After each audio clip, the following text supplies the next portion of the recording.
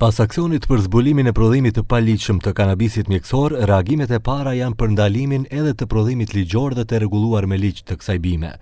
Partneri qeveritar i koalicionit, Lidhja Demokratike e Pavlit Trajanovit, kërkoi që kuvendi me procedurë të përshpejtuar të miratojë ndryshimet në ligjet me të cilat do të ndalohet prodhimi i marijuanës, cannabis sativa, sipas tyre për qëllime të dyshimta mjekësore. Nëse kjo zbatohet, do të ishte një goditje edhe për biznesin, i cili çdo vit vlen rreth 30 milionë euro në eksport, dhe kjo në tregje të rregulluara dhe të pasura si në Gjermani dhe Mbretërinë e Bashkuar. Ministria e Shëndetësisë, e cila është përgjegjëse për dhënien e lejes për prodhimin e kanabisit mjekësor, thotë se kjo veprimtari është rreptë e rregulluar dhe e kontrolluar. Според нашите протоколи, секои 3 месеци редовно мора да ги известуваат нашите канцелари, нашата институција од страна на приватниот сектор кој што произведува таков тип на производство. Од наша страна исто така со инспекторатот имаме годишен план, но имаме и ad hoc poseti ako тоа е потребно. Disa institucione janë përgjegjëse për dhënien e lejes për kultivim dhe prodhim të kanabisit mjekësor. Faza e parë është të merren leje për mbjellje dhe kultivim të kanabisit, por kjo nuk do të thotë nëse nuk plotësohen së paku 1 nga 2 hapat e mëposhtëm. I pari është të merren së paku një certifikat për praktikë të mirëbujqësore, GACP, e cila lejon që kanabisi të trajtohet si lëndë e parë për nxjerrjen e vajit ose për prodhimin e luleve të thata.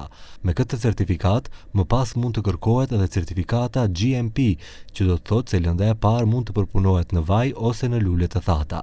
Të gjitha këto hapa duhet të jenë rreptësisht të kontrolluara dhe pothuajse dihet se cila kompani sa kanabis ka mbjell, sa prej tyre kanë arritur të rriten në bim, sa kanë dhënë prodhim dhe sa produkti është cilësuar. Kontrolli shkon deri aty sa çdo bim shkatrohet në prani të policisë. Gjithashtu, eksporti është shumë i kontrolluar dhe nuk mund të eksportohet asnjë gram produkt nëse nuk dihet përdorruesi përfundimtar, dhe për këtë nuk ka deklarata eksporti dhe importi me detajet e hollësishme për sasi dhe cilësi. Përveç kësaj, çdo kompani në fillim të vitit duhet të deklarojë sa planifikon të prodhojë, dhe kjo deri te bima dhe deri në gram produkt, që duhet të raportohet te institucionet vendase, por edhe te zyra në Vjenë për ndjekjen e substancave narkotike.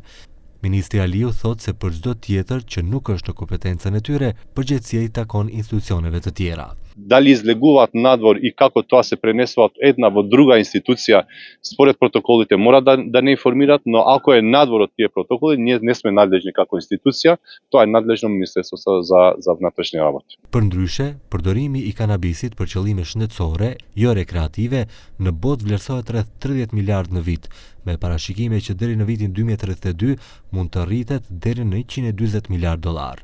Tregjet më të mëdha janë SBA, por edhe Gjermania dhe Mbretëria e Bashkuar me miliona pacient, dhe vlerësohet si treg i ardhshëm në zhvillim është Ukraina.